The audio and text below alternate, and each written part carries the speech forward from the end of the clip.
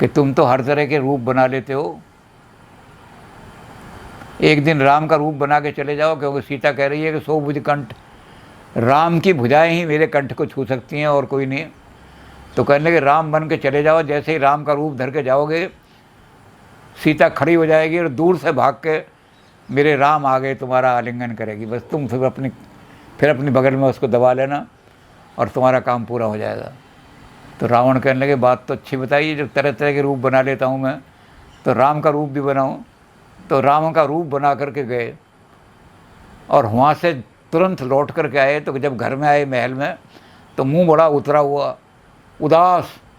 तो मंदोदरी कहने लगी आज तो तुम राम का रूप बना के गए थे, आज तो सीता ने खड़े होकर के तुम्हारा आलिंगन किया होगा। कहते मंदोदरी आज तो मेरा बिल्कुल नाश हो गया। कहते क्या?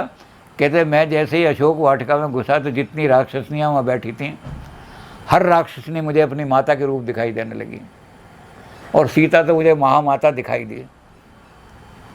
कहते मैंने तो सब राक्षसियों को भी नमस्कार किया, हे माते, और सीता मुझे माता रूप, मैं तो सीता को माता का रूप समझ के नमस्कार करके आ गया।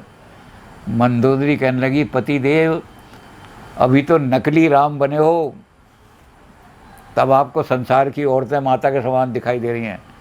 जिस दिन असली राम के गुण आ जाएंगे तुम्हारे अंदर, ये बुद्धि जो है कि इधर से भगा लाए किसी को उधर से भगा लाए, तुम्हारी बुद्धि बिल्कुल ठीक हो जाएगी। तो विभीषण यही बात कह रहा है जो मंत्री ने कही थी उस समय। तो विभीषण ने कहा कि देखो मैं तो जा रहा हूँ, कोई बात नहीं, लेकिन तुम्हारे लिए कह रहा हूँ कि भजो राम, राम भजे हितनाथ तुम्हारा। जब राम के भजन का मतलब ये नहीं है कि तालियाँ खड़का ली और खड़का, राम के गुण अपने अंदर ले आओ, तुम्हारा कल्याण हो जाएगा।